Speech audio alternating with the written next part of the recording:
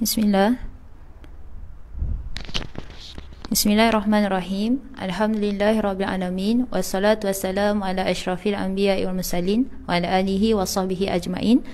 Yang dihormati Yang di-Pertua Badan Kebajikan Anak Selangor Mesir, Ustaz Ahmad Mujahid bin Mat Zakwan. Raisah Badan Kebajikan Anak Selangor Mesir, Ustazah Siti Anisah binti Ngah alias Khairul Anwar. Barisan-barisan AJKT, seterusnya sahabat Sabiah yang Allah muliakan dengan nikmat iman dan Islam. Assalamualaikum warahmatullahi taala wabarakatuh. Okay, Allah berfirman dalam surah Al-Ahzab ayat 21 yang bermaksud, sesungguhnya telah ada pada diri Rasulullah sallallahu alaihi wasallam itu suri tauladan yang baik bagimu. Sadaqallahul azim. Okay, Alhamdulillah, bersyukur kita kepada Ilahi kerana Allah beri lagi kita satu kesempatan untuk bersama-sama hadir dalam majlis penghataman kitab Fiqh Sirah oleh Ustazah Irina. Maka bertepatanlah dengan ayat yang Ana bacakan setelah tadi, maka dengan besar hatinya Ana menjemput pengisi untuk membentangkan. Wallahu ta'ala a'lam.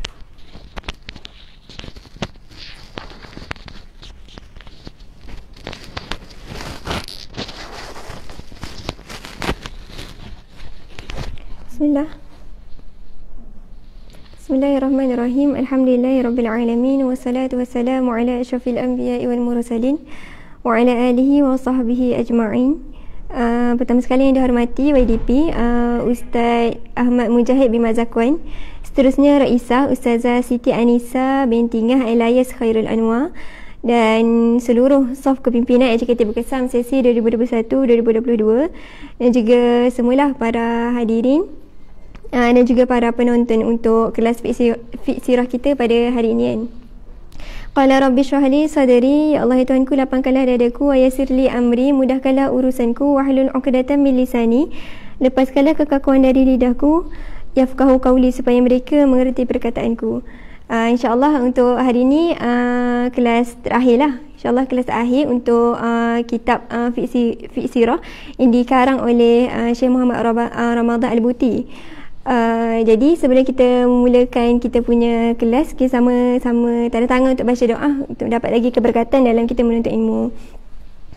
Bismillahirrahmanirrahim. Nawaina ta'alluma wa ta'lim, kami niat belajar dan mengajar, wa tazakkura wa tazkir, mengingat dan memperingatkan, wa naf'a wal intifa'a, memberi manfaat dan mencari manfaat, wal ifadah wal istifadah, memberi faedah dan mendapatkan faedah, wal hasu 'ala tamassuki bi kitabillahi wa sunnati rasulih, menganjurkan untuk berpegang teguh dengan kitab Allah dan sunnah rasulnya, wa du'a ilal huda wa dilala 'ala al khair, mengajak kepada hidayah, menunjukkan kepada kebaikan, ibtigha'i wajhillah wa mardatihi wa qurbihi wa thawabihi, dengan ikhlas dan mengharapkan redha Allah, kedekatan dengannya serta pahala daripadanya. Amin amin ya rabbal alamin. Okey. Okey. InsyaAllah hari ini kita akan sambunglah untuk khulasah berkaitan sirah. Kalau untuk sirah Nabi Muhammad sallallahu alaihi wasallam sendiri dah habislah minggu lepas kan. Habis dengan kisah berkaitan dengan kewafatan Nabi Muhammad sallallahu alaihi wasallam. Okey, dan hari ini kita akan sambung. Kita terus akan masuk tajuk khulasah an tarikh al-khulafa ar-rashidah. Okey. Kita akan masuk kepada tajuk pengarang menulis secara ringkas tentang sejarah khulafa ar-rasyidin yang 4. Kalau nak baca lebih lanjut berkaitan dengan sirah ataupun sirah-sirah khulafa ar-rasyidin ni, kalau nak lebih mendalam kena beli buku yang satu-satulah.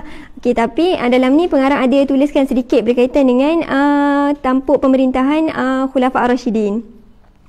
Okey. Jadi kita masuk muka surat 371. Okey, khulasatu an tarikh al-khulafati ar-rashidah.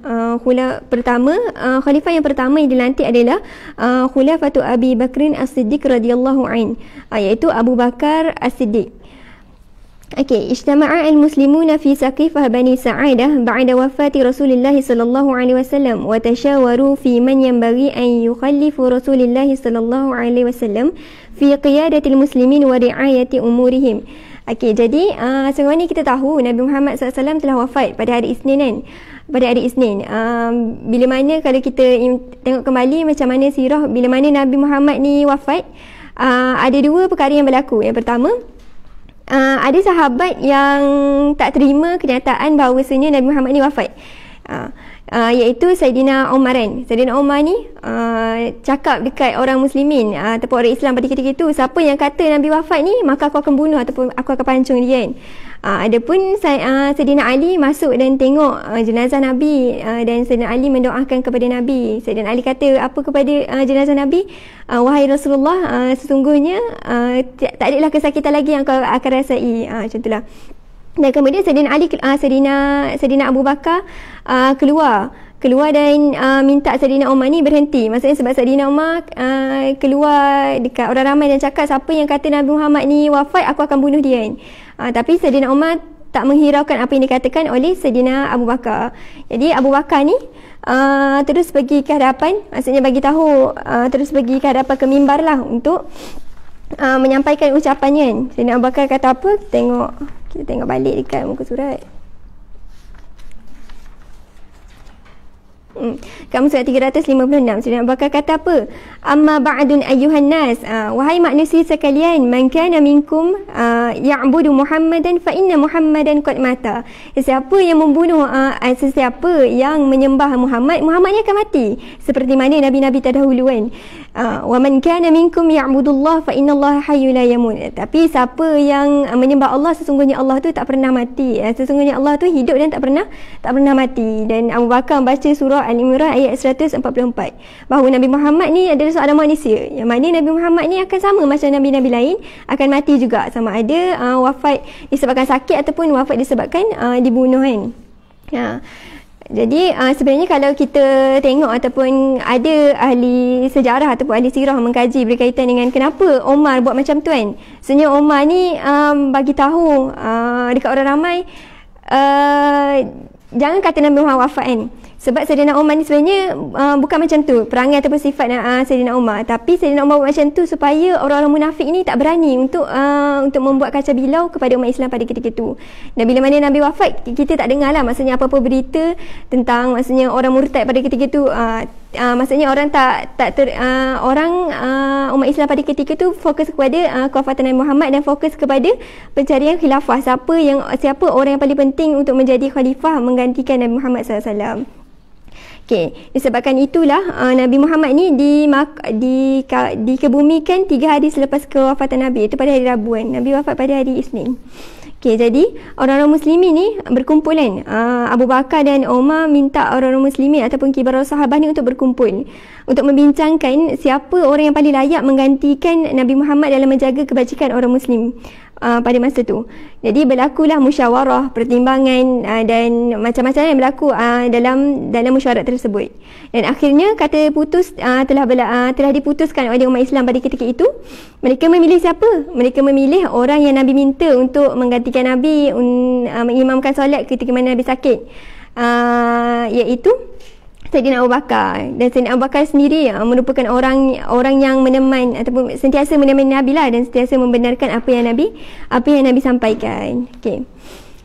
Jadi dalam ni diceritakan secara ringkas ahamu maqama bihi fi muddati khilafatihi. Jadi diceritakan secara ringkas oleh pengarang beberapa peristiwa penting lah sepanjang pemerintahan Saidina Abu Bakar. Okey, yang pertama, awalan tajhizuhu wa tasayyiruhu li jaisy Usamah. Okey, yang pertama, Abu Bakar ni mempersiapkan dan mengemudi mempersiapkan tentera Usamah. Okey, kalau kita tengok sebelum Nabi wafat, Nabi telah memberi amanah kepada tentera Usamah ibn Zaid untuk pergi ke Balqa untuk berperang di sana kan. Jadi tentera Usamah ni tak sempat sampai ke Balqa, sampai di Zu Khashbun kat sini. Qad aqama bimakanu qaribil Madinah yuqalu lahu Zu Khashbun. Tentera Usamah ni sampai di Zu Khashbun, tiba-tiba dapat berita bahawa Nabi Muhammad ni tengah tenat tengah sakit kan. Dan mereka ni bila dapat berita tersebut, mereka terus bergegas untuk kembali ke Madinah sebab dapat berita tentang Nabi Muhammad sedang tenat kan.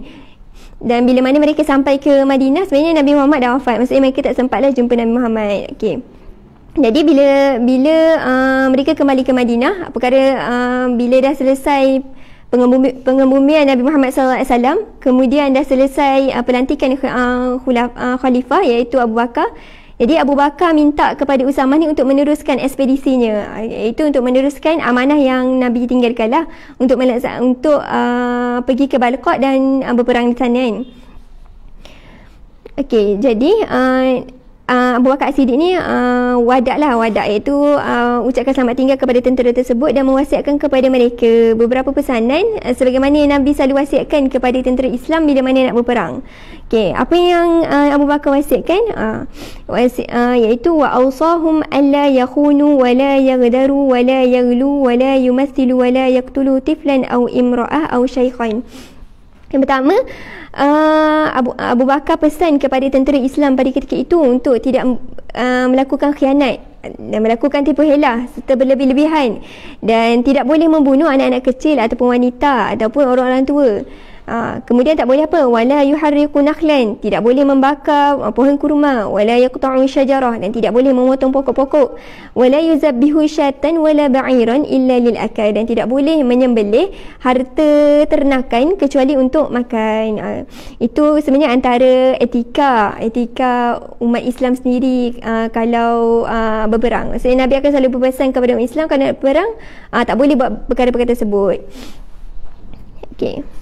Jadi Usamah dan tenteranya keluar ke Balqa untuk berperang, dan yang kemudiannya mereka ni mendapat kemenangan lah. Suma'adu zafiri, mereka diberikan kemenangan oleh Allah Subhanahu Wa Taala. Okey, itu perkara pertama yang Abu Bakar buat. Okey, menyempurnakan tugasan Usamah berperang di Balqa. Kemudian yang kedua, sanian jahaza al-juyush liqitalu ahli riddah wa mani'i az-zakah. Okey, kemudian berkaitan dengan Abu Bakar menyiapkan pasukan tentera untuk memerangi ahli riddah, iaitu orang-orang yang murtad dan juga orang-orang yang enggan mengeluarkan zakat. Okey. Kalau kita tengok kat sini, semasa zaman Rasulullah SAW kan, ramai je orang memeluk Islam. Cumanya golongan yang memeluk Islam ni ada pelbagai jenis. Ada yang peluk Islam betul-betul nakkan Islam, ada yang betul-betul faham, dan ada yang peluk Islam disebabkan takut. Maksudnya masa Fathu Mekah kan, jadi takut dibunuh, mereka peluk Islam. Ada yang peluk Islam sebabkan nak manipulasi Islam. Contoh macam orang munafik, peluk Islam bukannya sebab nak beramal dengan Islam, tapi nak menjatuhkan Islam. Okey, jadi sama jugalah. Jadi bila Nabi Muhammad wafat, berlakulah kucak-kacir. Jadi adalah ramai orang yang murtad, keluar daripada Islam. Okey. Bila berita berkaitan dengan Ahlul Murtad ni berlaku selepas tentera Usamah pergi ke Balqa kan. Dan masa tu tentera Islam ramai yang menyertai Usamah untuk pergi ke Balqa. Jadi berita ni sampai, dan Sayyidina Abu Bakar ni sangat maksudnya marahlah dan juga tegaslah dengan perkara ni, iaitu orang yang tidak membayar zakat ni. Jadi Sayyidina Abu Bakar ni tanya kepada Sayyidina Umar. Sayyidina Umar ni merupakan naib ataupun penasihat lah bagi Sayyidina Abu Bakar sendiri kan. Tanya pandangan Sayyidina Umar. Sayyidina Umar kata, kita tak perlu perangi mereka. Maksudnya orang-orang yang tak nak keluarkan zakat ni, kita just maafkan mereka kan. Maafkan mereka. Sebab Nabi Muhammad pernah pesan, perangilah orang-orang yang tidak mengucap kalimah syahadah la ilaha illallah. Tapi bila dah mengucap, maka darah mereka, harta mereka tu menjadi keamanan lah. Maksudnya kita perlu jaga. Jadi tak boleh mudah-mudah kita nak perang. Tapi Abu Bakar kata tak boleh macam tu. Kalau kita maksudnya berlembut dengan orang Islam, nanti banyak lagi perkara-perkara lain yang akan berlaku kan. Banyak lagi perkara-perkara lain. Abu Bakar kata kalau kita nak menyatukan hati umat Islam, tapi macam mana caranya kalau kita tak memerangi mereka? Contoh, kita biarkan, kita maafkan orang yang tak mengeluarkan zakat, nanti ada perkara-perkara lain lagi yang berlaku kan. Jadi akhirnya Sayyidina Umar ni kata dekat Abu Bakar, sungguhnya Allah telah memberi hidayah kepadamu dan juga melapangkan hatimu. Maksudnya apa yang Sayyidina Abu Bakar buat tu betul lah, untuk memerangi orang-orang yang enggan mengeluarkan zakat. Okey, jadi apa yang Sayyidina Abu Bakar buat, disebabkan ramai tentera Islam yang sama-sama menyertai Usamah, jadi dekat Madinah ni dah tak ramai orang, dah tak ramai tentera. Sebab ramai tentera yang pergi ke Balqa untuk berperang. Tapi nak tak nak, Abu Bakar kena letak kena letak juga tentera sebab takut berlaku apa-apa lah dekat dalam Madinah kan. Jadi Abu Bakar telah membahagikan beberapa kumpulan, iaitu 11 kumpulan, akada ahadu asyar liwa. Setiap kumpulan tu ada panji-panji dipegang dan ada ketuanya. Diletakkan di setiap tempat. Jadi setiap kumpulan tu akan pergi dekat tempat yang telah diamanahkan lah, untuk memerangi ahlu ridah dan juga orang yang enggan mengeluarkan zakat. Dan lama jugalah peperangan untuk memerangi mereka, dan akhirnya mereka tunduk dan mengeluarkan zakat kembali. Okay. Waqad ayyadallahu al-muslimi wa inqata'a dabirul irtida wa istaqarra al-islam fi anhahul jazirah. Kat perenggan last sebelum yang ketiga. Wa khada'at al-qaba'il li daf'u zakat. Okey. Kemudian yang ketiga,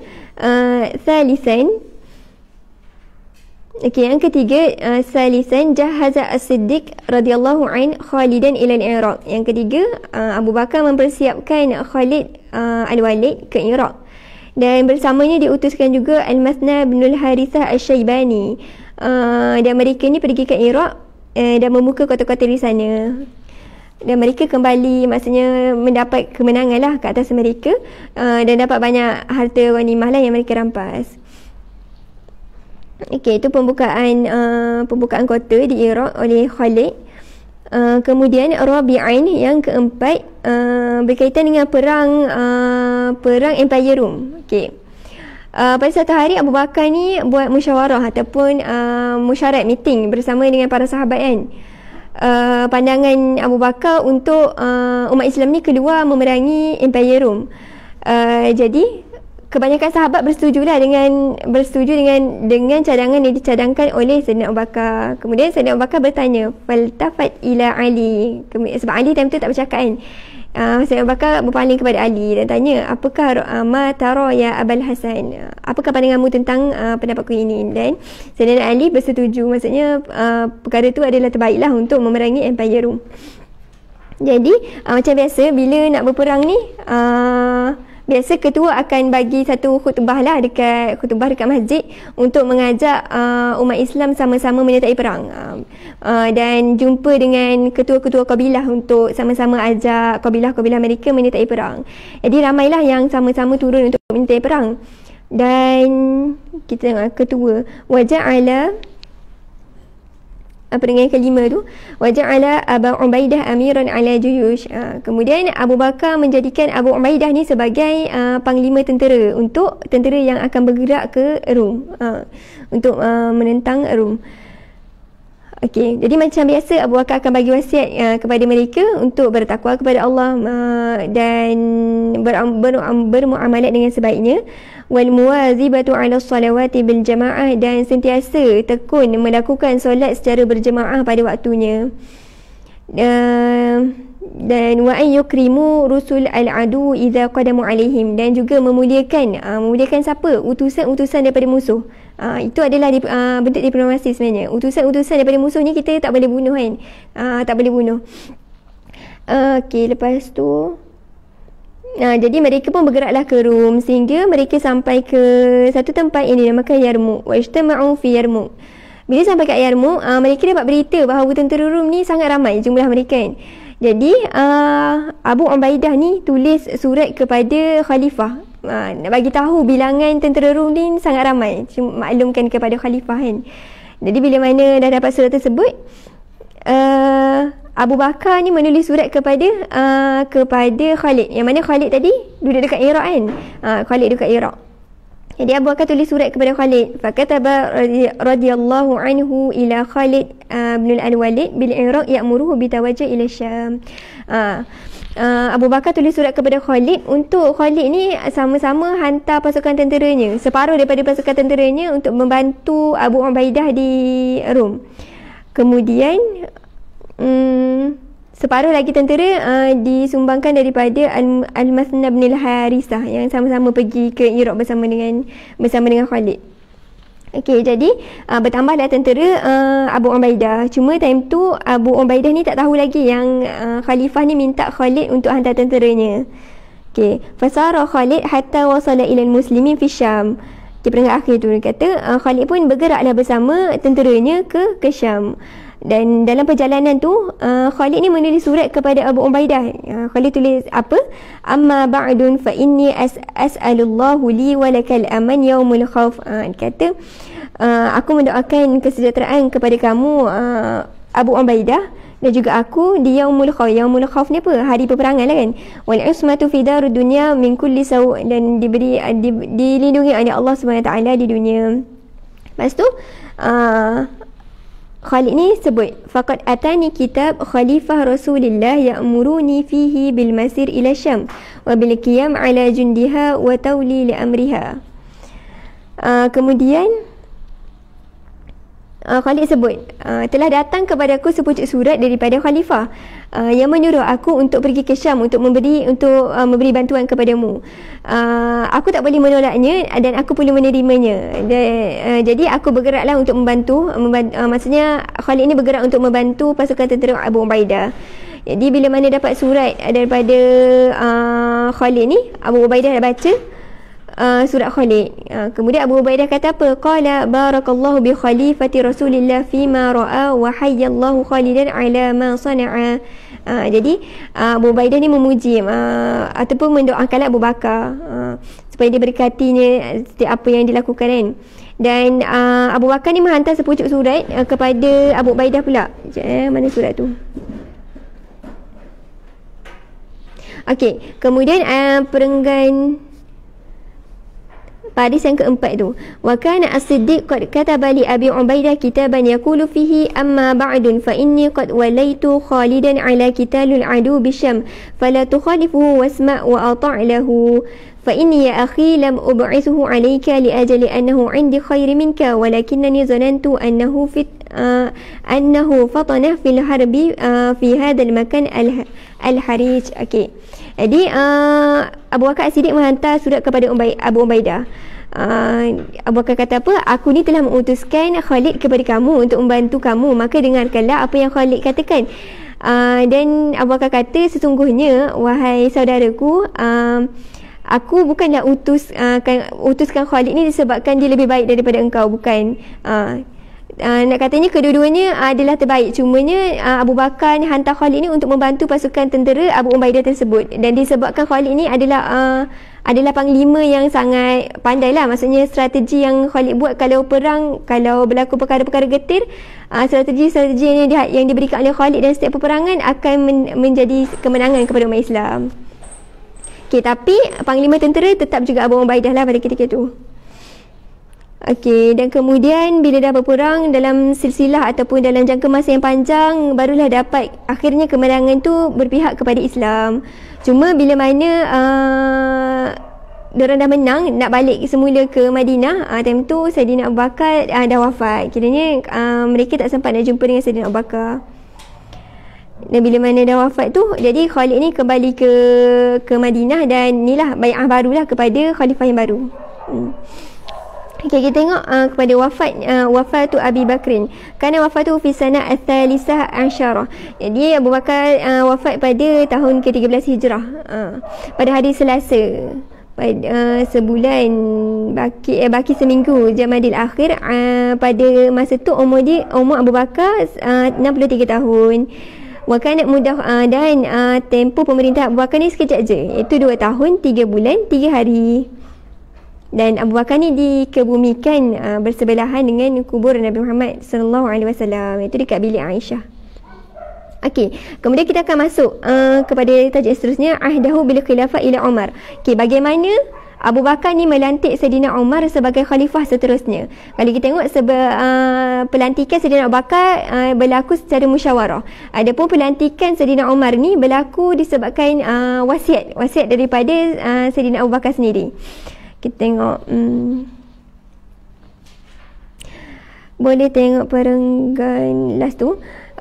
Zikra At-Tabari wa Ibnu Jauzi wa Ibnu Kathir anna Abu Bakar khashiya 'ala al-muslimin an yakhtalifu min ba'dihi thumma la yajtami'u 'ala ra'yi. Abu Bakar ni sangat takut dan sangat risau. Bila mana dia dah tenat, dia risau sangat akan pemilihan khalifah seterusnya, sebab takut nanti umat Islam akan berpecah dan tak ada kata sepakat. Okey, jadi fada'ahum lima saqala alaihi al-marad ila an yabhasu li anfusihim an khalifah min ba'dihi. Jadi Abu Bakar yang cari sendiri calon yang dia nak letakkan menjadi khalifah selepas Abu Bakar. Wa rughiba an yakuna dhalika fi hayatihi wa bi ma'rifatihi. Jadi dia tahulah siapa khalifah selepasnya. Illa anna al-muslimin lam yattafiqu fi ma bainahum ala man yukhlifu Abu Bakar fi tilka fatrah qasirah. فوضع الأمر بين يديه وقالوا له رأينا إنما هو رأيك. Okey, ini kan Abu Bakar ada calon ni, iaitu Sayyidina Umar. Abu Bakar tak adalah terus buat keputusan okey Sayyidina Umar ni adalah calon aku dan lepas aku adalah dia, tak. Tapi Sayyidina Umar panggil beberapa kibarul sahabah untuk iaitu kebanyakannya ahli Badar lah. Kita tanya pandangan ahli Badar ni, adakah sesuai sebenarnya Sayyidina Umar ni menjadi khalifah? Jadi mereka jawab apa? Ra'yuna innama huwa ra'yuka. Pandangan kami ni sama je pandangan macam pandangan kau. Kiranya apa yang Abu Bakar berikan tu diterima oleh semua ahli musyarat pada ketika itu. Dan mereka katalah sekali tu, mereka kata apa? Faqalu jami'an sami'na wa ata'na. Kami dengar dan juga kami taat. Sebenarnya mereka setujulah dengan pemilihan calon yang diberikan oleh Saidina Abu Bakar. Okey. Jadi persoalan ni kat sini ada. Okey, tiba ada persoalan kan. Ala ayu asas asbah Umar khalifah. Kenapa? Macam mana Umar ni boleh jadi khalifah? Tak ada musyawarah ke? Adalah sebenarnya tadi Abu Bakar ni dah buat musyawarah dengan sahabat-sahabat. Minta pandangan. Cuma ni kalau sebelum ni biasa akan dilontarkan beberapa nama. Cuma kali ni ada satu nama je daripada khalifah sendiri. Tapi sebenarnya berlaku musyawarah. Abu Bakar tanya, kalau contoh pendapat tersebut ditolak, ahli musyawarah kena bagi tahu calon seterusnya tu siapa. Jadi cara pelantikan untuk Saidina Umar dinaikkan sebagai khalifah ni mengikut syarak. Okey. Kemudian last sekali kitab Al-Ahdu ila Umar. Kemudian berkaitan dengan surat yang ditulis kepada Saidina Umar. So bila mana khalifah Abu Bakar ni wafat, Saidina Osman membaca surat daripada Saidina Abu Bakar, iaitu merupakan wasiat lah. Ini adalah khalifah seterusnya selepas aku kan. Di suratnya ada dekat perenggan kedua tu. Saidina Osman tulis kan, Bismillahirrahmanirrahim. Hadza ma ahada bihi Abu Bakr khalifah Rasulillah 'inda akhir ahdihi bid dunya wa awwal ahdahu bil akhirah fil hal allati yu'minu fiha al kafir wa yuqinu fiha al fajir. Inni ista'maltu 'alaykum Umar al-Khattab fa inna sabara wa 'adala fadhalika 'ilmi bihi wa ra'yi fihi. Okey. Kat sini surat ni dibaca oleh Sayyidina Osman di hadapan orang ramai, orang Islam pada ketika itu. Kata sekali dengan nama Allah yang Maha Pemurah lagi Maha Pengasih kan. Aku Abu Bakar mengamanahkan amanahku ini kepada Sayyidina Umar. Dan Abu Bakar kata apa? Inni ista'maltu alaikum Umar fa in sabara wa adala. Aku bersaksi bahawa Sayyidina Umar ni adalah orang yang sabar dan juga adil, dan itu adalah dalam pengetahuanku dan dalam pandanganku apa yang Sayyidina Abu Bakar nampak. Wa in jara wa baddala fala ilma li bil ghaib. Tapi jika Sayyidina Umar selepas tu berubah, itu bukanlah atas pengetahuanku, sebab aku tidak mengetahui perkara-perkara ghaib. Okey. Wal khairu aradta, dan aku menginginkan perkara kebaikan untuk kalian semua. Okey. Dan kemudian summa khatama wa kharaja bihi Uthman fa qara'ahu 'ala an-nas wa bai'u Umar. Okey. Jadi dah dibaca kepada semua manusia. Jadi umat Islam pada ketika itu berbai'ah dengan bai'ah baru, bai'ah kepada khalifah baru, iaitu Sayyidina Umar radhiyallahu anhu. Sayyidina Umar bin Khattab. Okey. Pada Jamadil Akhir tahun yang ketiga 13 tahun yang ke-13. Okey, itu berkaitan dengan secara ringkas berkaitan dengan sejarah sirah Abu Bakar. Banyak lagi lah sebenarnya, nanti boleh baca dalam buku lain insya-Allah. Okey, seterusnya kita terus pergi kepada Khilafatul Umar bin Al-Khattab. Okey. Seterusnya pemerintahan Umar bin Al-Khattab. Huwa Amirul Mukminin Umar bin Al-Khattab, laqabahu Rasulullah SAW bil Faruq li'annahu farqun bainal haqq wal batil. Nabi Muhammad SAW telah memberi gelaran kepada Umar ini sebagai Al-Faruq kerana dia adalah pemisah antara hak dan juga batil. Kemudian dia dibai'ah selepas dia wafat Abu Bakar, terus dibai'ah Sayyidina Umar. Faqama bimisli siratihi wa jihadi. Okey, dan akan diceritalah berkaitan dengan perjalanan hidup Sayyidina Umar. Okay, wa kana awal amala qama bihi azalahu li Khalid 'anil imarah wa tawliyatu Abi Ubaidah makanahu.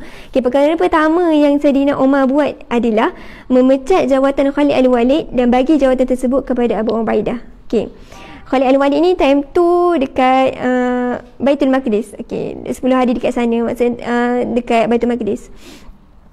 Okay, bila mana Khalid Al-Walid ni pulang ke Madinah, Khalid Al-Walid kata apa? Walima'atibuhu Khalid ala mu'amalatihi lahu. Khalid ni menegur perbuatan Saidina Umar. Maksudnya terus pecat Khalid. Bila naik khalifah terus pecat Khalid, letak Abu Ubaidah kan. Saidina Umar kata apa kat Khalid? Wallahi ya Khalid, innaka alayya la karim wa innaka ilayya la habib. Wallahi wahai Khalid, sesungguhnya engkau pada aku tu adalah sangat mulia dan aku sangat mengasihi engkau wahai Khalid.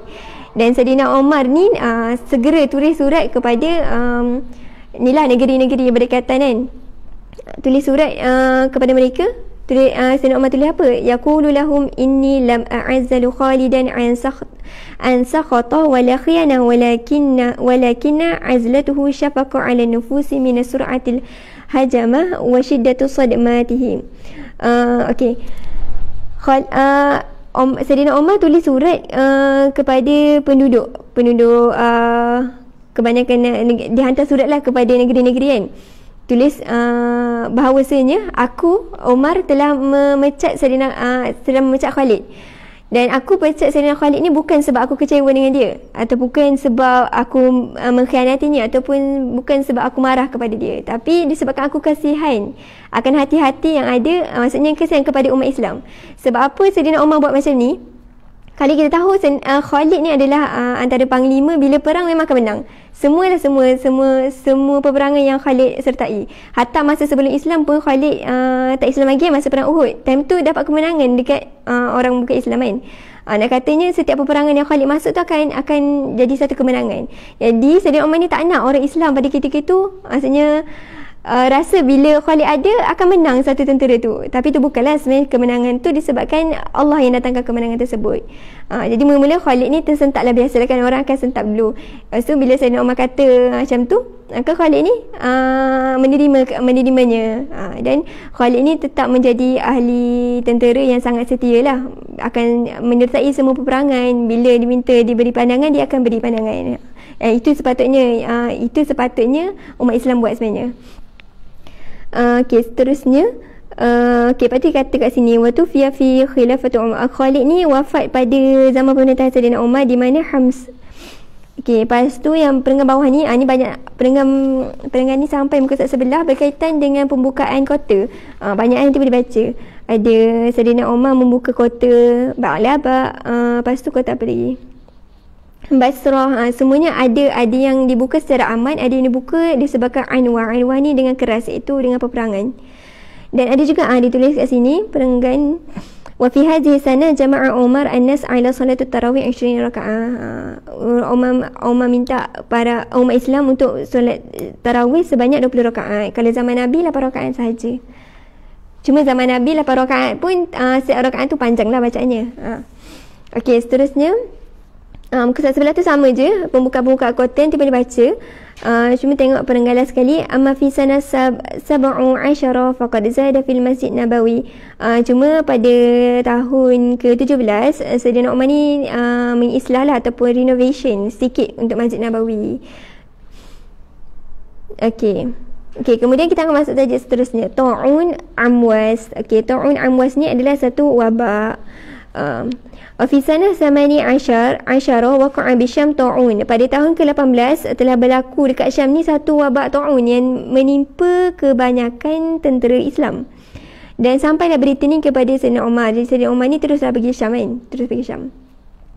Fastashara as-sahabah fakhtalafu fi badi'il summa aqbala Abdurrahman bin Auf fa akhbiruhum anna Nabi sallallahu alaihi wasallam qala. Kemudian mereka bermusyawarah lah untuk menyelesaikan masalah tersebut. Kemudian Abdurrahman ni datang dan menyampaikan berita bahawa Nabi Muhammad SAW ni pernah bersabda, "Iza sami'tum bil waba' bi biladin fala tuqaddimuna alaih." Jika kamu dengar berkaitan dengan satu wabak dekat satu tempat, jangan pergi tempat tu. Wa iza waqa'a bi baladin wa antum fihi fala takhruju firaran minhu. Dan jika kamu adalah orang dalam tu, jangan keluar. Okey, sebab apa? Sebab nanti kita akan bawa wabak tu kepada orang lain. Sama jugalah dengan kalau sekarang ni adalah COVID. Cuma COVID dah ada kat semua negara kan. Jadi pergi je lah mana-mana. Lagi pun sekarang ada apa? Vaksin. Macam tu lah. Okay, semoga kita ni dijauhkanlah daripada wabak.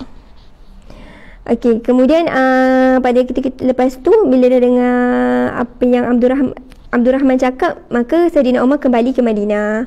Okey, kat bawah tu pun sama juga. Ni pembukaan semua. Pembukaan Fatuh Qaisariyah, Misra, Iskandariyah dan sebagainya. Okey, nanti boleh baca. Untuk pembukaan, kalau zaman Saidina Umar ni banyak sikit pembukaan daripada zaman Saidina Abu Bakar. Saidina Abu Bakar sikit je sebab time tu lebih terfokus kepada nak memerangi Ahli Riddah. Okey, kemudian pembunuhan Saidina Umar. Okey. Wa qad kana muqtal Umar ala yadun ghulam majusi ismuhu Abdul Mughirah, yang diberi gelaran sebagai Abu Lu'lu'ah. Umar ni dia wafat sebab dibunuh oleh seorang ghulam, budak lelaki daripada agama Majusi. Nama dia Abdul Mughirah, yang biasa kita panggil Abu Lu'lu'ah lah. Wa qad zukira fi sabaq qataluhu annahu jaa ila Umar yashku min shiddatil kharaj. Okey. Kalau kat sini kata sebab kenapa tiba-tiba budak ni nak bunuh Saidina Umar kan? Kata sebab budak ni datang berjumpa Saidina Umar mengadu bahawa banyak sangat kena keluarkan kharaj. Kharaj ni macam cukai lah, cukai. Lepas tu Saidina Umar kata tak banyak pun, macam tu lah. Lepas tu dia rasa macam Saidina Umar ni tak nak dengar apa yang dia cakap, macam tu lah. Jadi dia simpan dendam dan nak bunuh Saidina Umar. Jadi dia buat apa? Jadi modus operandinya, wattakhadha khanjaran wa shahazahu wa shammahu. Dia ambil apa yang golok tu apa pisau lah. Lebih kurang lah inilah senjata ni, asah, dan letak racun dekat benda tu. Dan dia minta orang yang mahir bertukang ni untuk buat pisau tersebut lah. Jadi fakamallahu fi ihda zawaya al-masjid wa lima kharaja Umar. Okey, jadi mulalah start bila mana Umar ni biasa akan solat fajar, solat subuh secara berjemaah di masjid. Jadi bila sebelum solat subuh ni, Umar ni akan cek dulu barisan saf para sahabat semua kan, okey ke tak dan sebagainya kan. Barulah Umar datang ke depan untuk jadi imam. Bila mana Saidina Umar ni nak solat pada hari tu, kan ramai umat Islam yang solat sekali. Orang yang kat depan je yang perasan. Maksudnya yang perasan Saidina Umar ni menjerit tiba-tiba. Maksudnya orang lain tak nampak lah. Saidina Umar kata, dalam ni tak tulis, Saidina Umar kata anjing tu telah datang untuk membunuhku. Macam tu lah. Jadi yang dengar time tu, ada seorang sahabat dengar. Tiba-tiba time nak solat tu, Saidina Umar jatuh. Saidina Umar ditikam lah. Ditikam 3 kali. Hajama alaihi fata'nahu salasa ta'nat. 3 kali ditikam.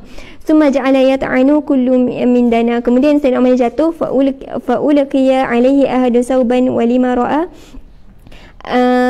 qad taqayyada wa ta'athara fihi qatala nafsahu. Okey, jadi bila mana Saidina Umar ni jatuh, ada sahabat lain yang menggantikan jadi imam. Selesai Abdul Rahman, tak silap, Abdul Rahman ganti Saidina Umar jadi imam. Dia selesaikan solat dengan cepat, terus pergi dekat Saidina Umar. Dan time tu diorang dapat tangkap budak kecil ni. Budak ni lah, gulam ni. Tapi gulam ni tahu, aku ni dah kena tangkap ni. Dia pun bunuh diri sendiri. Kira dia pun bunuh juga diri dia kat situ. Dua-dualah wafat. Kiranya Umar wafat, budak tu mati. Okey. Disebut dekat situ dia wa ta'assara fihi qatala nafsahu bi khanjarihi, sebab dia dihalangi, lepas tu dia rasa tergugat dan dia bunuh diri. Okey, wa hadza ma zikra ar-ruwat fi khabarin muqtalihi wa la'alla wara'u dhalika mu'amaratu zatu atraf wasi'ah. Okey, kalau kita tengok kat peringkat ni disebut, penulis sebut, kalau kita tengok kewafatan Saidina Umar ni disebabkan maksudnya budak tu cuma tak puas hati sebab bayar cukai. Macam agak tak logik. Jadi ahli sejarah sirah ni mengkaji bahawasanya sebenarnya adalah orang kat belakang dia, bukan orang kat belakang dia, ada konspirasi lain dah sebenarnya dia tengah melaksanakan modus operandi musuh untuk memecah belahkan umat Islam. Dia kata sini wala'alla wara'u zalika mu'amarah, di belakangnya tu ada konspirasi lain. Tulaqat ala hauqiha asabi' yahudiyah wa majusiyah wa zanadiqah, dilakukan oleh orang Yahudi, Majusi dan juga zanadiqah, orang yang bid'ahan. Jadi sebab kalau kita tengok, kalau hanya sebab tu macam tak logik sangat. Okey, lepas tu seterusnya walima ukhbira Umar bi anna qatalahu huwa Abu Lu'lu'ah qala alhamdulillahilladzi lam yaj'alu muniyati bi yadin rajulin yad'u al-Islam. Jadi bila Umar ni tahu orang yang bunuh dia ni bukan orang Islam, jadi Umar kata apa? Segala puji bagi Allah. Alhamdulillah kan. Maksudnya Umar ni bukan dibunuh oleh orang Islam sendiri. Dibunuh oleh orang bukan Islam lah. Jadi dia mengucapkan pujian kepada Allah. Kemudian Umar tanya kepada anaknya siapa? Abdullah. Bagi tahu anaknya kan, ya Abdullah unzur ma alayya minad dain. Wahai Abdullah, tolong tengokkan berapa banyak lagi hutang aku yang perlu aku laksanakan. Sebab Sayyidina Umar tahulah maksudnya waktu kewafatannya dah dekat kan. Kemudian mereka mengira-kira, bila kira banyak juga. Itu berapa? 86,000, 86,000 dirham. Banyak kan? Jadi Sayyidina Umar kata, okey, kalau macam tu lansaikan hutang-hutangku daripada harta-harta keluarga Sayyidina Umar. Kalau tak cukup, jumpa dengan siapa? Jumpa dengan Bani Adi. Kalau tak cukup juga, jumpa dengan siapa? Jumpa dengan siapa? Quraisy. Kiranya cukup-cukupkan harta tersebut lah. Okey. Dan dapat dilansaikan semua harta dilansaikan hutang-hutang Sayyidina Umar tu. Kemudian summa qala lahu, kemudian Sayyidina Umar kata kepada anaknya, izhab ila ummul mukminin Aisyah. Allahu akbar. Itu maaf. Kemudian Sayyidina Umar kata kepada Abdullah, kata apa? Pergi ke rumah ummul mukminin Aisyah. Kenapa kena pergi sana? Sayyidina Umar kata, minta izin dengan Aisyah, boleh ke Sayyidina Umar ni nak dikebumikan di sebelah kubur ayahandanya. Bukan ayahandanya, Aisyah, suaminya. Okey, kemudian bila diminta semua tu, Aisyah sedih lah. Sebenarnya Aisyah nak dikuburkan di sebelah suaminya kan. Tapi Aisyah kata tak apalah, aku berkorban untuk Sayyidina Umar. Jadi Sayyidina Umar pun dikebumikan di sebelah kubur baginda Nabi Muhammad SAW. Dia adalah 3 sahabat dalam kamar Sayyidina Aisyah tersebut. Okey, seterusnya tadi dah pembunuhan Sayyidina Umar kan. Kita akan masuk kepada istikhlaf Umar li wahid min ahli syura. Kemudian macam mana pula cara pelantikan Uthman pula? Lain juga caranya. Qala ba'du sahabah li Umar istakhlafa man tarahu salihan min ba'di faja'ala al-amru min ba'di syura baina 6 ashkhas. Umar ni dia buat satu majlis syura. Majlis syura iaitu terdiri daripada 6 orang sahabat. Siapa? Uthman bin Affan, Ali bin Abi Talib, Talha bin Ubaidah, Az-Zubair bin Al-Awwam, Sa'ad bin Abi Waqqas, serta Abdul Rahman bin Auf. Wa taharraja an yaj'aluha li wahid min haula'i 'ala ta'yin. Majlis syura ni, mereka yang dalam majlis syura ni adalah calon-calon yang Sayyidina Umar letak sebagai khalifah seterusnya selepas Sayyidina Umar. Kemudian Sayyidina Umar kata apa lagi?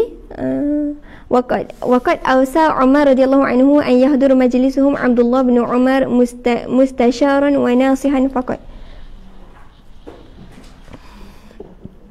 Kemudian Sayyidina Umar wasiat kepada anaknya Abdullah ni, kata Abdullah ni boleh masuk dalam majlis syura ni, tapi Abdullah ni tak boleh. Abdullah hanya boleh bagi pandangan dan juga nasihat dan kena ikut keputusan majlis syura tersebut. Tapi Abdullah ni tak boleh jadi murasyahan, tak boleh jadi calon, ataupun tak boleh, dia bukanlah orang yang dipilih untuk jadi khalifah. Kena Sayyidina Umar nak last keturunannya jadi khalifah tu dekat tempat dia je macam tu lah. Jadi berlakulah mesyuarat ataupun syura lah untuk milih siapa khalifah seterusnya selepas Uthman. Jadi tajuk seterusnya, kaifa tammal ikhtiyaru Uthman, macam mana pemilihan Sayyidina Uthman ni. Kalau kita tadi disebut oleh penulis ada 6 ahli mesyuarat, iaitu Uthman, Ali, Talha, Zubair dan juga Sa'ad serta Abdul Rahman. Okey, bila mereka kali pertama, musyawarah ini berlaku 3 hari. Okey, kali pertama mereka ni berkumpul untuk bermusyawarah lah siapa yang akan menggantikan menjadi khalifah. Okey, jadi waqafa Talha. Talha ni duduk di pintu supaya tak ada orang masuk lah. Maksudnya tak masuk dalam musyawarah tersebut. Wantahu ila anna fawwada salasa minhum al-am ila salasa al-akharin fa fawwada az-Zubair amru ila Ali. Okey. Yang pertama, ada 3 orang sahabat memberi kepercayaan kepada 3 orang sahabat lagi. Kiranya nanti calon tinggal 3 je, calon khalifah. Jadi dikata kat sini Zubair ni memberi kepercayaan kepada Ali. Kemudian Sa'ad memberi kepercayaan kepada Abdul Rahman. Dan last sekali Talha memberi kepercayaan kepada Osman. Jadi mereka ni menolak diri untuk dijadi sebagai calon. Jadi 3 orang je ada calon. Sekarang yang ada calon Osman, Ali dan juga Abdul Rahman kan. Okey. Kemudian Abdul Rahman ni tanya kepada mereka berdua, kamu berdua ada nak maksudnya nak fawwadah kepada orang lain ke, nak bagi kepercayaan kepada antara satu sama lain ataupun nak menarik diri? Jadi dua-dua sahabat tersebut senyap. Fasakata asy-syaikhan. Okey, faqala Abdul Rahman inni utruk haqqi min zalik wallahu alayya wal Islam an ajtahada fa awwalakuma bil haqq. Okay, kemudian Abdul Rahman kata, okey, aku menarik diri. Abdul Rahman tarik diri, kira ditinggalkan 2 orang sahabat, Osman dan juga Ali, untuk bertanding sebagai khalifah, siapa yang menjadi khalifahan. Okey, jadinya dah bubarlah majlis tu.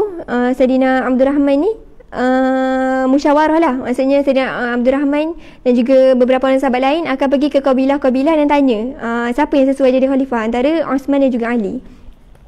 Tanya dekat masjid yang buat lah, maksudnya turun kepada rakyat dan tanya siapa orang yang paling layak jadi khalifah. Okey. Lepas tu kita tengok perenggan last tu. Summa ijtama' Abdul Rahman fil yawm ar-rabi' bi Ali wa Osman. Kemudian hari yang keempat mereka berkumpul, Ali dan juga Osman, fi daru ibnu ukhtihi. Siapa nama dia? Miswar ibnu Makhramah. Mereka berkumpul di rumah Miswar ibnu Makhramah. Faqala inni sa'altu an-nas ankuma falam ajid ahadan ya'dilu bikuma ahadan. Aku tanya kepada semualah. Maksudnya tak jumpa jawapan, sebab maksudnya mungkin seimbang lah dia punya, orang yang pilih Sayyidina Ali, ada yang pilih Sayyidina Osman. Jadi tak jumpa jawapan siapa yang nak jadi khalifah sekarang ni. Kemudian mereka buat apa? Abdul Rahman ni berdiri kat atas mimbar. Ada Sayyidina Ali, ada Sayyidina Osman kan, 2 orang sahabat. Pertama, Sayyidina Abdul Rahman ni panggil Sayyidina Ali kan. Kata, Fakum ilayya ya Ali. Okey, bangun, datang kepada ku wahai Ali. Faqama ilaihi fa akhadha Abdul Rahman biyadihi. Jadi Sayyidina Ali bangun, Sayyidina Abdul Rahman pegang tangan Sayyidina Ali dan tanya apa? Tanya kepada Ali, hal anta mubayyi'i ala kitabillahi wa sunnati nabiyhi wa fa'ala Abi Bakr wa Umar? Adakah engkau ingin berbaiat untuk menegakkan kitab Allah dan sunnah Rasulnya dan melakukan sama seperti apa yang dilakukan oleh Abu Bakar dan juga Umar? Jadi Sayyidina Ali jawab apa? Faqala Allahumma la walakin ala jihdi min dhalik wa taqati. Sayyidina Ali kata apa? Tak, maksudnya Sayyidina Ali tak bersedia. Tapi kalau seandainya aku dilantik, aku akan cuba semampu aku. Okey. Kemudian dilepaskan tangan Sayyidina Ali. Kemudian panggil pula Sayyidina Osman, tanya soalan yang sama, dan Sayyidina Osman jawab apa? Sayyidina Osman dengan yakin terus jawab, Allahumma na'am. Okey, aku bersedia insya-Allah, macamlah. Kemudian qala farafa'a Abdul Rahman ra'sahu ila saqif al-masjid wa yadahu fi yadi Osman. Jadi mereka Sayyidina Osman Abdul Rahman ni ambil tangan Sayyidina Osman dan teruslah, maksudnya terus bagi tahu kepada rakyat bahawasanya perlu melantik Sayyidina Osman sebagai khalifah. Jadi berlakulah bai'ah di situ. Orang ramai yang ada di situ berbai'ah dengan Sayyidina Osman. Itu cara pelantikan Sayyidina Osman. Okey, itu dah selesai cara pelantikan Saidina Osman. Tadi lain kan dengan cara pelantikan Omar. Omar diwasiatkan oleh Saidina Abu Bakar. Adapun Osman dipilih berdasarkan melalui undian ataupun calon lah. Tapi sebenarnya last kali bukan melalui undian juga, disebabkan kesanggupan Saidina Osman sendiri. Jadi lebih utama pilih orang yang sanggup untuk jadi khalifah daripada, sebab Ali kan tak yakin untuk jadi khalifah. Jadi Abdul Rahman memilih orang yang yakin lah, sebab time tu Saidina Osman yakin dia boleh jadi khalifah. Dia angkat Saidina Osman. Okey, terus kita masuk ke okey, kita laju sikit ya. Khilafah Uthman bin Affan. Allahu Akbar. Pemerintahan Uthman bin Affan. Kita terus untuk pemerintahan Saidina Uthman bin Affan ni, okey, tadi Saidina Uthman dilantik kan, dah telah dilantik fi sanah ula min khilafati Uthman wa hiya sanah tahun ke berapa? Ke tahun ke-24. Dekat muka surat pertama ni nanti boleh baca, ni semua pembukaan kota yang dibuat oleh Saidina Uthman. Pembukaan kota-kota, ada banyaklah kota yang dibuka, macam sama juga macam Saidina Umar, ada banyak kota-kota yang dibuka. Cuma kat sini dia sebut perenggan. Perenggan yang ke 1, 2, 3, yang ketiga tak silap. Wa fi sanah 26, tahun yang ke-26. Zad Uthman fi Masjid Al-Haram wa wasi'ahu. Saidina Uthman ni membesarkan lagi Masjidil Haram. Kalau Saidina Umar tadi cuma macam islah-islah je, kalau Saidina Uthman ni membesarkan lagi, meluaskan lagi. Sama juga dibuat dekat Masjid Nabawi. Masjid Nabawi diluaskan, dia dicantikkan, direnovationkan dan sebagainya. Okey, terus kita pergi kepada siasah. Apakah politik yang Saidina Uthman bawa? Okey. Okay, ada cerita ringkas lah untuk politik yang Saidina Uthman bawa. Kalau kita tengok, Saidina Uthman ni telah dilantik sebagai khalifah. Ada banyak rombakan yang Saidina Uthman buat semasa pelantikan beliau sebagai khalifah. Dikata kat sini, minal ma'lum anna Uthman radhiyallahu anhu kana yuqarribu ilaihi fi tawzif wal isti'anah aqaribuhum min Bani Umayyah. Kalau kita tengok dalam tampuk pemerintahan Saidina Uthman, banyak dari kalangan ahli ataupun orang kata gubernur lah. Gubernur ni daripada Bani Umayyah. Daripada Bani Umayyah, maksudnya daripada kerabat-kerabat dekat Saidina Uthman lah. Waqad iqtada dzalika an yu'azilu adadan minas sahabah min wazaifihim. Kebanyakan sahabat-sahabat ni Saidina Uthman lucutkan jawatan, masukkan orang lain, dan kebanyakannya daripada Bani Umayyah. Okey, bila nampak macam ni, nampak macam tak stabil lah, maksudnya macam dilebihkan dekat Bani Umayyah. Tapi sebenarnya Saidina Uthman buat macam ni sebab satu, ada pelantikan yang Saidina Uthman buat disebabkan tu wasiat daripada Umar. Saidina Umar minta tukar, kalau nanti Umar minta tukar, masukkan orang lain, dan kebetulan time tu adalah Bani Umayyah yang layak lah. Okey, lepas tu ada juga tempat-tempat yang masa Saidina Umar tu ada jawatan-jawatan yang tak lancar, maksudnya kurang bergerak. Jadi Saidina Uthman ni tukar dan bila diletak, okey, itu Bani Umayyah juga. Sebab kalau Saidina Uthman ni dia tengok kepada credibility ataupun nak melancarkan lagi tampuk pemerintahan. Jadi adalah beberapa umat Islam yang tidak berpuas hatilah dengan tindakan tersebut. Tapi sebenarnya ada alasan, maksudnya ada alasan-alasan yang diberikan lah. Ada sebab kenapa Saidina Uthman buat macam tu. Okey. Sekejap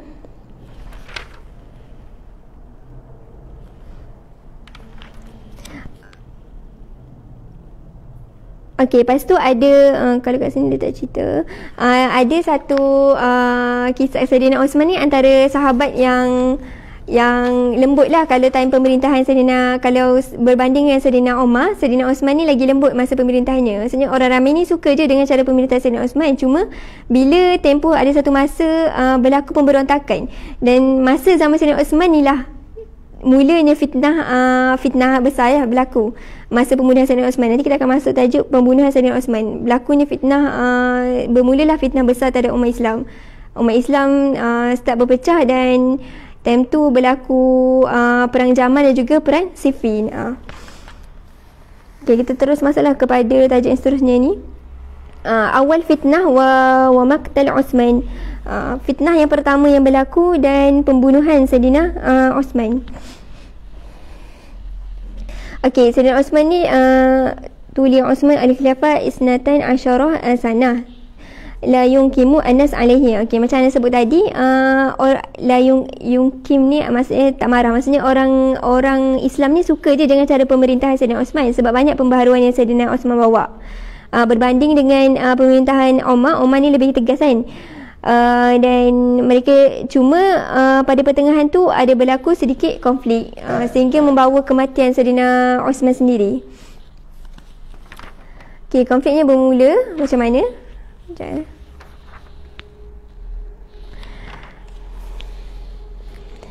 Okey, kan tadi Anda sebut dalam pemerintahan ataupun dalam tampuk kepimpinan Saidina Osman ni banyak dari kalangan orang-orang Bani Umayyah. Jadi adalah setengah rakyat yang datang mengadu, macam rasa macam tak suka lah dengan perkara tersebut dan minta ditukar dengan orang lain. Ada beberapa yang Saidina Osman tukar. Contoh macam Mesir, asalnya Saidina Osman letak Ibnu Abi Sarah tapi ditukar kembali, akhirnya mula-mula nak letak Amru tapi tak jadi. Orang Mesir minta Abdullah bin Abi Bakar untuk menjadi gubernur di Mesir. Jadi Abdullah bin Abi Bakar jadi gubernur di Mesir. Okey.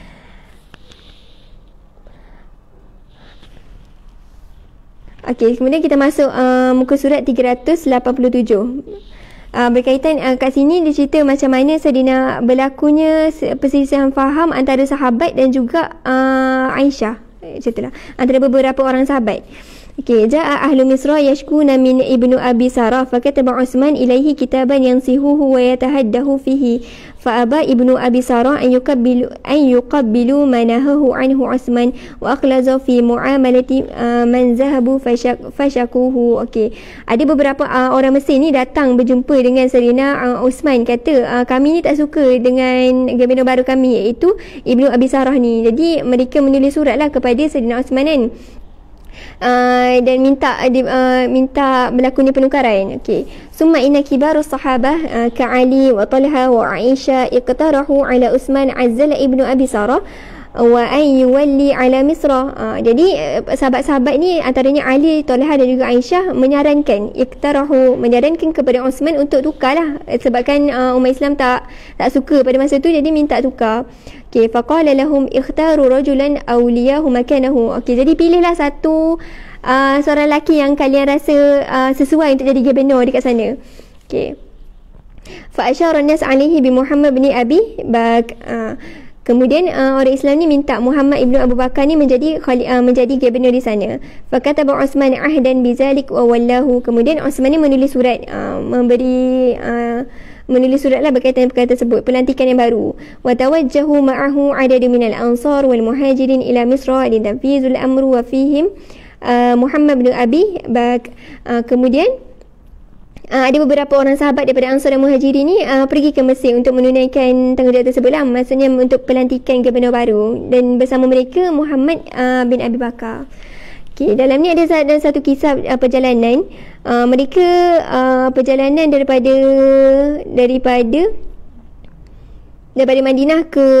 Madinah ke Mesir mengambil masa 3 harian.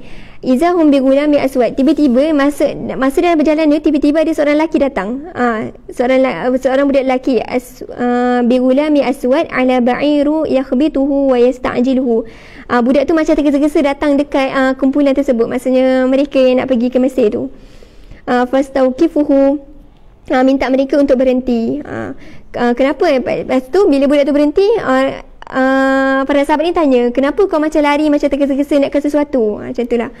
Lepas tu budak tu kata faqala lahum ana gulamu amirul mu'minin. Aku ni gulam amirul mu'minin, maksudnya orang bawahan lah amirul mu'minin. Wa yaqulu ukhra wajihini ila amil tolong tunjukkan aku siapa amil, maksudnya gubernur baru ni. Walima qila lahu, kau ni siapa? Maksudnya para sahabat tanya lagi, kau ni siapa sebenarnya? Lepas tu tal'athama wa akhadha yaqulu marrah. Tal'asam ni cakap gagap, maksudnya dia kata aku gulam amirul mukminin, dia kata macam tu. Kata Ghulam Amirul Mukminin, berarti kata aku gulam kepada Marwan. Marwan ni orang kanan Sayyidina Osman. Summa istakhraju min amta'atihi kitaban. Kemudian dia mengeluarkan daripada dia punya uncang tu satu surat. Okey, surat tu kemudian surat tu diberikan kepada Muhammad bin Abi Bakar. Muhammad bin Abi Bakar tu kabinet baru kan. Kemudian Muhammad bin Bakar ni buka dan baca surat tu. Dan surat tu dia tulis, iza ataka Muhammad wa fulan fahatalla fi qatlihim wa abtala kitabihim. Kalau kau jumpa dengan Muhammad dan fulan tu, iaitu inilah tentera inilah, kamu kau jumpa dia, kau tahan dia dan bunuh. Maksudnya kata kat sini Sayyidina Osman ni perintahkan budak ni untuk menawat lah tentera tersebut, macam tu. Jadi bila sahabat dah baca surat ni, mereka tak jadi dah pergi Mesir. Mereka patah balik ke Madinah kan, nak jumpa dengan Sayyidina Osman. Betul ke apa yang Sayyidina Osman buat ni? Maksudnya apa yang berlaku ni kan. Jadi bila balik ni, orang-orang rombongan yang balik ni rasa marah dengan perkara tersebut kan. Jadi falamma ra'yun Ali radhiyallahu anhu, kemudian para sahabat ketika itu hantar siapa, Talha dan juga Zubair serta Sa'ad dan juga Umar untuk berjumpa dengan Osman. Tanya betul ke tak kan. Wa dakhala bihim ala Osman wa ma'ahu kitab wal ghulam wal ba'ir. Kemudian mereka ni berjumpa dengan Sayyidina Osman, bawa surat tu, bawa budak tu, bawa ba'ir unta, tunggangan tu lah. Berjumpa dengan Sayyidina Osman, tanya, faqala lahu Ali tanya kepada Sayyidina Osman kan, hadzal ghulamuka, adakah budak ni budak engkau? Lepas tu Sayyidina Osman kata, ya, ni budak aku. Dia tanya, ni ba'ir ni, unta kau ke? Dia kata, ya, ni aku punya. Lepas tu dia kata, tanya lagi, fa anta katabta hadzal kitab, adakah engkau tulis kitab ataupun surat ni? Sayyidina Osman kata, tak, aku tak tulis pun. Lepas tu Sayyidina Osman kata apa? Wa halafa billah ma katabtu hadzal kitab wala umirtu bihi wala ulima li bihi. Sayyidina Osman kata apa? Aku tak tulis pun surat ni. Wallahi aku tak pernah pun suruh orang tulis, dan aku tak pernah terfikir untuk tulis surat tersebut. Okey.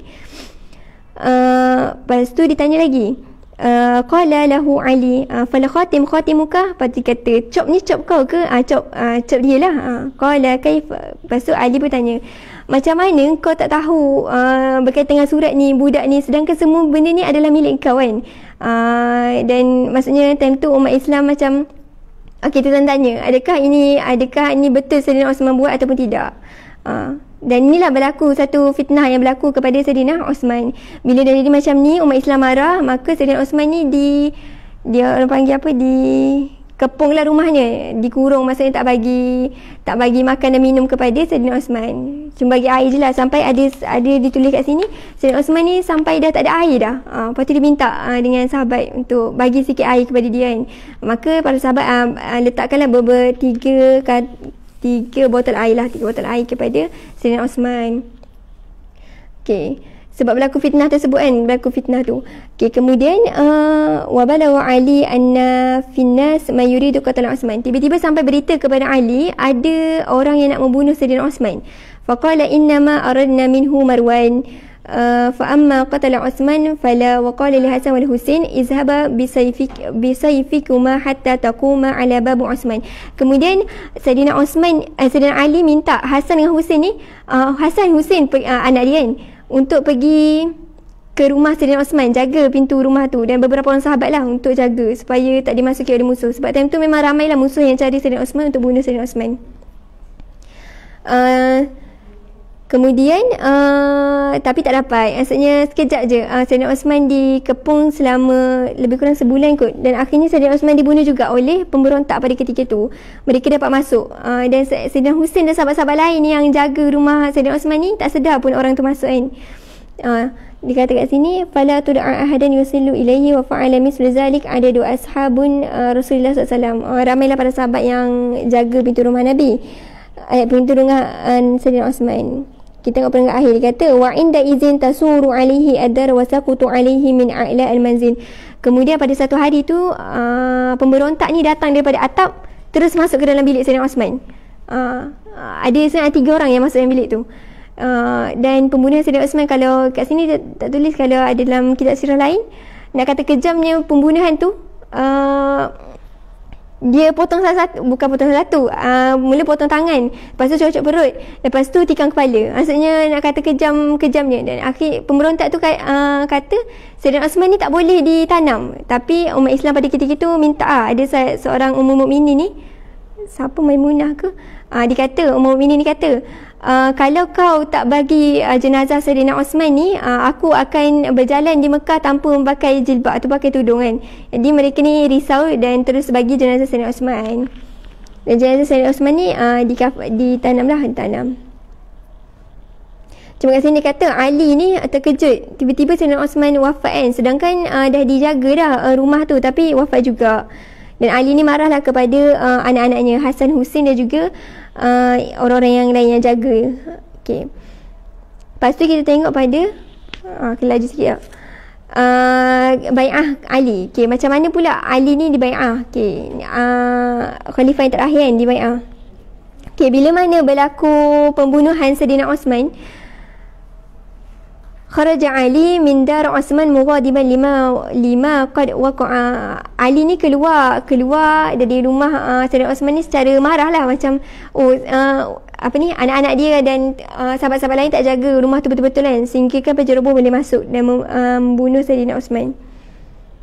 Okey, waja'ahu an-nas yahra'una ilaihi. Jadi masa bila Sayyidina Osman dah wafat, khalifah dah tak ada masa tu, dan mereka memerlukan khalifah dengan segera. Jadi ada beberapa orang sahabat ni ataupun umat Islam ni tanya kepada Sayyidina Ali, boleh ke jadi khalifah, maksudnya ganti Sayyidina Osman, terus tanya. Dan Sayyidina Ali kata apa, aku tak boleh buat keputusan, aku kena terima keputusan, maksudnya musyawarah daripada ahli Badar. Jadi Sayyidina Osman ni tanyalah beberapa orang ahli Badar, nak terima tak, maksudnya macam mana berkaitan dengan pelantikan khalifah. Okey, bila dah terdesak sangat masa tu, Sayyidina Ali terus ahli Badar ni terus ambil tangan Sayyidina Ali, kata kami lantik engkau sebagai khalifah. Jadi Sayyidina Ali pun dibai'ah lah pada ketika tu jadi khalifah terus mubasyarah macam tu. Okey, lepas tu cuma cakap kat sini ada riwayat Perenggan Lasturi kata, ada riwayat kata Sayyidina Osman ni dibunuh oleh orang Mesir yang berambut perang, Azraq Ashqar. Qatala Osman rajulun min ahli Misra Azraq Ashqar. Okay, macam-macam lagi lah pandangan yang kata orang yang membunuh Sayyidina Osman. Cuma yang sahihnya Sayyidina Osman ni wafat pada pertengahan ayam Mutasyrik tahun yang ke-35. Okay, last khilafah Ali. Cuma ni anda tak baca satu lah kot, macam tak sampai kan, anda khulasahkan je lah. Okay, start daripada kewafatan Sayyidina Osman tu, berlakulah pecah belah antara umat Islam. Umat time tu Sayyidina Osman dibunuh kan, maka berlakulah satu fitnah besar kepada umat Islam. Okay, siapa yang membunuh Sayyidina Osman. Jadi kat sini tajuk berkaitan dengan as-sa'ru li Osman wa waqi'ah al-jamal. Nak balas dendam kepada kematian Sayyidina Osman dan juga berlakunya perang Jamal. Okay, bila Sayyidina Ali dinaikkan sebagai khalifah, tadi kan Sayyidina Osman dibunuh kan, cuma tak tahu lagi siapa pembunuhnya sebab time tu pemberontak sangat ramai. Ahli kat sini sebut sebagai Al-Burah tu sangat ramai kan. Jadi mereka ni tak tahu siapa yang membunuh Sayyidina Osman. Kebanyakan sahabat bagi tahu kepada Sayyidina Ali, kita kena buat kisah dulu supaya tak berlaku lagi fitnah-fitnah lain. Cuma Ali ni berpandangan kita boleh kisah lagi, kita kena menstabilkan dulu negara ataupun politik pada ketika itu. Kalau contoh terus buat kisah, takut perkara lagi besar berlaku. Tapi pandangan sahabat yang lain kata kita kena terus buat kisah, takut nanti akan berlaku fitnah-fitnah lain lagi besar.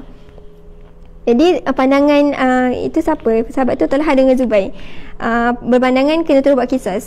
Tiba Ali tak terima. Jadi Talha dengan Zubair ni minta izin daripada Ali untuk pergi ke Madinah, tanya pandangan Aisyah. Bila Aisyah kata, oh aku berpandangan seperti pandangan kalian, maksudnya kena terus buat kisah. Okey, kena terus buat kisah kan. Jadi nak dipendekkan cerita, pendek cerita terus. Nak dipendekkan cerita, berlaku perang, iaitu perang Jamal. Perang Jamal ni berlaku antara pasukan Ali dan juga Aisyah. Sebenarnya kalau tengok muka surat 392, perenggan yang kedua tu nanti boleh baca. Sebenarnya Sayyidina Ali ni telah menghantar Al-Qa'qa' Ibnu Amru, hantar Qa'qa' ni untuk tanya kat semua pihak, sebenarnya nak apa, maksudnya Aisyah nak apa, Zubair nak apa, Talha nak apa, dan Sayyidina Ali sendiri nak apa, dan semua sahabat-sahabat ni sebenarnya nak islah antara manusia sebenarnya, maksudnya nak menyatukan manusia balik. Jadi bila dengar perkara tersebut, dia disampaikan, sebenarnya hampir dah tak berlaku perang, tapi macam mana boleh berlaku perang tu? Sebab kumpulan Al-Buraq tadi, pemberontak tadi. Bila dia tahu nak berlaku perdamaian antara kumpulan Ali dan juga Aisyah ni, mereka pun buatlah satu rancangan. Buat apa? Malam ke berapa ya? Tak ingat dah. Ada satu malam ni, tiba-tiba mereka serang dua-dua kumpulan. Pemberontak ni serang kumpulan Ali, serang kumpulan Aisyah. Bila tanya, kau ni siapa? Aku ni daripada kumpulan Ali. Bila tanya, ini aku daripada kumpulan Aisyah. Lepas tu dia kata, dua-dua ni, maksudnya nak berperang lah ni. Jadi dua-dua berperang. Sebenarnya asalnya tak nak berperang pun, tapi disebabkan pemberontak jadi macam tu. Maka jadilah satu peperangan yang besar dan dahsyat. Dan akhirnya dimenangi oleh siapa? Ali. Dimenangi oleh pasukan Ali time tu. Dan lepas pada tu Aisyah ni dah tak masuk campur dah hal politik sangat, sebab dia rasa macam dah berlaku perang antara umat Islam dengan umat Islam kan. Maksudnya saya tak kaji dululah benda tu. Sebenarnya tu daripada pemberontak, tapi kita terus perang. Sebenarnya masa perang zaman ni ramai umat Islam yang terkorban, sahabat-sahabat, dan sahabat bunuh sahabat sendiri insyaAllah. Okey, jadi Sayyidina Aisyah ni macam uzlahkan diri lah, banyak duduk di mana tersebut pula, di Madinah tersilap. Di Madinah duduk mengajar dan mengajarkan orang-orang, dan tak masuk sangat ahli politik. Okey, itu berkaitan dengan perang Jamal. Perang Jamal yang berlaku antara Aisyah dan juga Ali, disebabkan pemberontak juga sebenarnya. Lepas tu yang kedua, berlaku pula perang Siffin. Perang Siffin ni berlaku antara Ali dan juga siapa? Ali dan juga Muawiyah. Sama juga ni sebenarnya. Kedua-dua kumpulan ni, Muawiyah ni macam tak nak terima. Muawiyah kata, aku tak nak bai'ah dengan kau, sebab Muawiyah dan juga penduduk Kufah ni dia tak bai'ah kepada Sayyidina Ali. Aku tak nak bai'ah dengan kau selagi kau ni tak buat kisah terhadap kematian Sayyidina Osman. Time tu memang tak buat kisah lagi lah untuk kematian Sayyidina Osman kan. Jadi bila berlaku macam ni, mula-mula Ali ni nak hantar perdamaian, maksudnya nak berdamai, tapi Sayyidina Muawiyah ni menolak. Jadi bila macam tu, dua-dua kumpulan ni maksudnya nak berperang lah. Nak berperang. Dan akhirnya berlaku tak perang. Okey. Okey. Dan akhirnya sebenarnya tak berlaku perang. Sebenarnya setiap kumpulan Sayyidina Muawiyah dan juga Ali ni hantar dua-dua wakil. Apa nama wakilnya? Adalah dua-dua orang wakil hantar. Diorang berbincang. Wakil ni duduk dua-dua je dan berbincang dua-dua. Okey. Jadi wakil daripada Muawiyah datang, wakil daripada Ali datang bincang. Macam mana ni akhirnya kita nak buat apa ni kan? Jadi wakil daripada Muawiyah ni sangat licik. Dia kata macam ni dekat wakil Sayyidina Ali. Apa kata kita tak payah bai'ah dua-dua. Nanti kita minta umat Islam untuk pilih siapa sebenarnya khalifah yang perlulah. Jadi bila macam tu, diorang sepakat untuk sampaikan berita tersebut kepada umat Islam dan juga khalifah pada ketika itu. Okey, bila waktu nak bagi keputusan, tiba-tiba wakil daripada Muawiyah kata, tak apa, wakil daripada Ali dulu. Minta maaf yang tak ingat pula sahabat nama apa.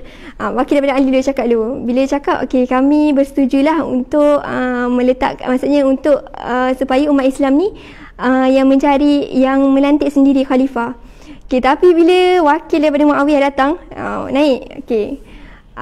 Masa wakil Muawiyah kata apa? Okey, aku bersetuju Muawiyah ni menjadi khalifah. Tiba-tiba salah pula, maksudnya tak ikut apa yang disepakati lah. Maksudnya wakil Muawiyah ni tak ikut apa yang disepakati. Dia mengangkat Muawiyah sebagai khalifah. Muawiyah jadi khalifah ke? Okey, masa tu Muawiyah tak jadi khalifah pun. Tentu Muawiyah memerintah Kufah dengan Mesir, selebihnya Ali yang memerintah. Kiranya maksudnya berlaku pertembungan lah sebenarnya masa tu, dan berlaku pertembungan dalam khulafah, dalam sistem pemerintahan. Okey, tu berkaitan dengan perang Siffin. Okey, terus kita masuk pada pembunuhan Ali, boleh? Okey, kewafatan Ali. Okey, last sekali, macam mana Sayyidina Ali dibunuh? Dibunuh oleh siapa?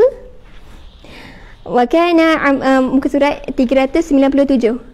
Perenggan yang ke 1 2 3 yang 13. Okey, Ali ni dibunuh oleh siapa? Abdul Rahman bin Maljam. Okey, Abdul Rahman bin Maljam ni adalah orang Khawarij. Abdul Rahman bin Maljam ni dia memang nak membunuh Ali lah, nak membunuh Sayyidina Ali. Dalam perjalanan tiba-tiba dia jumpa dengan seorang wanita dan dia macam terpikat dengan wanita tersebut dan nak inilah bertunang, asalnya nak kahwin dengan wanita tersebut. Okey. Jadi wanita tu letak syarat. Kau boleh bertunang dengan aku, maksudnya boleh ambil aku sebagai isteri. Syarat dia bunuh Sayyidina Ali. Jadinya siapa ni? Allahu Akbar. Abdul Rahman Ibn Maljam ni dia kata, oh kalau macam tu sama je lah tujuan kita. Maksudnya aku memang datang maksudnya perjalanan untuk membunuh Ali. Maksudnya perempuan tu kata, kalau kau dapat bunuh Ali, kau dapat kahwin dengan aku. Macam tu. Jadi ni dia buat apa? Dia bunuhlah Sayyidina Ali. Jadi Sayyidina Ali ni dibunuh oleh Abdul Rahman Ibn Maljam. Nanti boleh baca dia punya kronologi pembunuhan Sayyidina Ali. Okey. Okey, dah habis.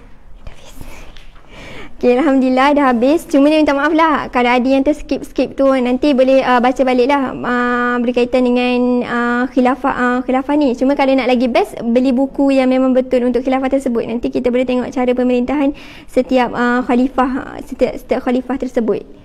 Okay, Alhamdulillah dah tamat lah. Dah habis lah untuk kita punya perkongsian berkaitan dengan kitab Fiqh Sirah. Kitab Fiqh Sirah yang dikarang oleh Syekh Ramadan Al-Buti. Okey, jadinya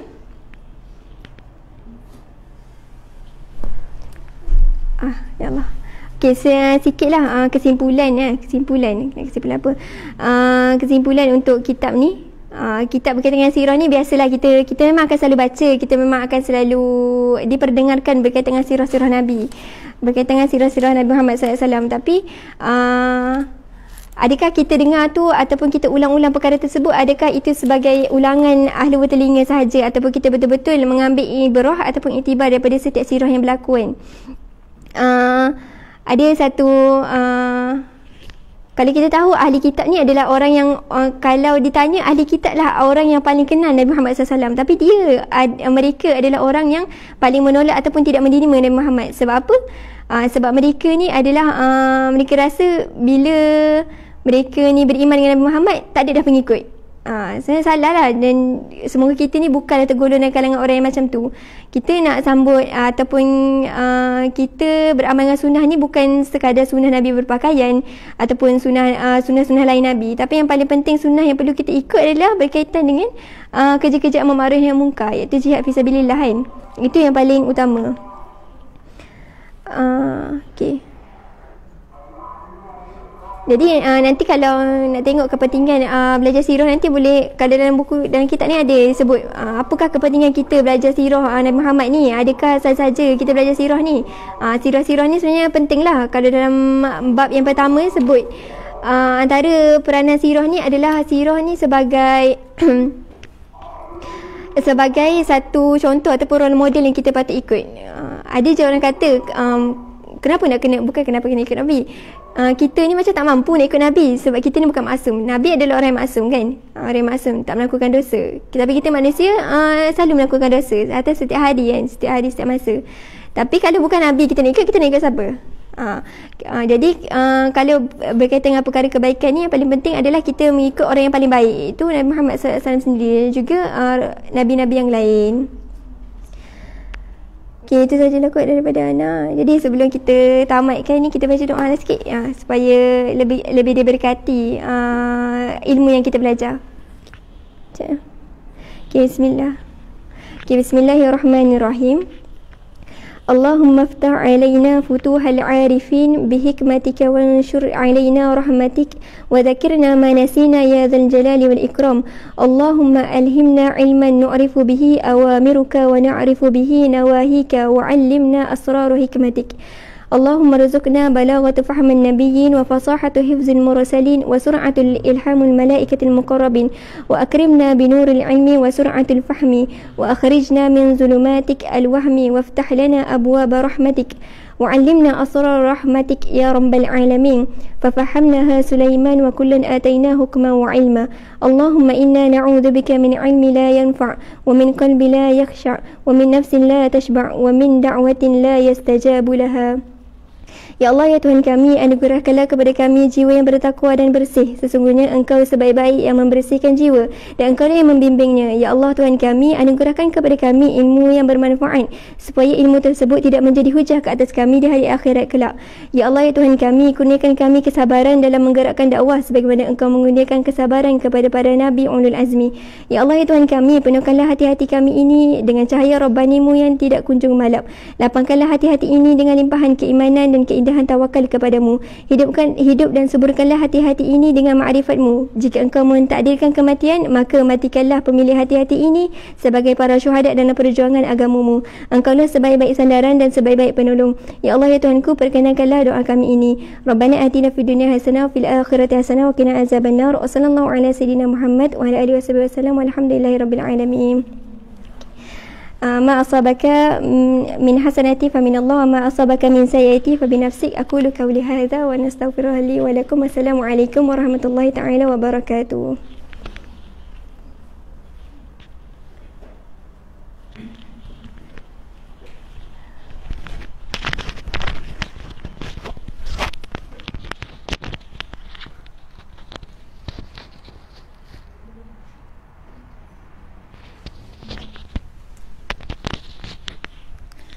Okay, Alhamdulillah, terima kasih kepada Ustazah Dina di atas pembentangan kitab Fiqh Sirah pada hari ini.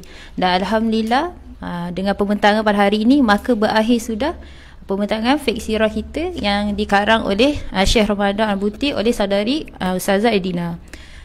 Sedikitlah recap, kita lihat balik macam mana pada awal Ustazah Dina membentangkan macam mana permulaan sirah Nabi. Allah turunkan wahyu kepada Rasulullah, bagaimana Nabi bersama dengan para sahabat daripada 13 tahun di Mekah, kemudian sambung perjuangan di Madinah, sehinggalah pada hari ini kita lihat bagaimana para sahabat Khulafa Ar-Rasyidin menyambung tali perjuangan Rasulullah SAW. Maka sudah tentu perjuangan ini tidak terletak di situ saja. Maka kitalah yang merupakan penyambung risalah Islam yang dibawa oleh para sahabat dan Rasulullah itu sendiri. Maka nak kata sebelum berakhir majlis penghataman kitab Fiqh Sirah kita ini, maka saya menjemputlah Ustazah Fatihah Suraya, merupakan timbalan unit Saqafah sesi 2021-2022, mengiringi Raisah Berkesab Ustazah Siti Anisah binti Nga Elias Hairul Anwar untuk memberikan sedikit cenderahati kepada pengisi kita pada hari ini.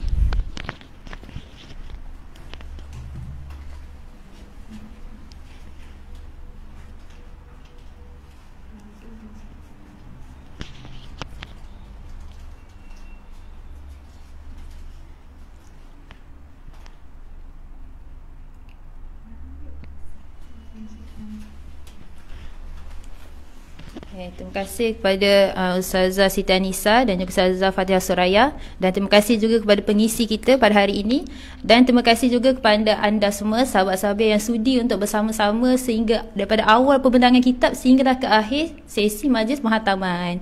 Jadi itu saja, kita tutup majlis kita pada hari ini dengan tasbih kafarah dan surah Al-Aus.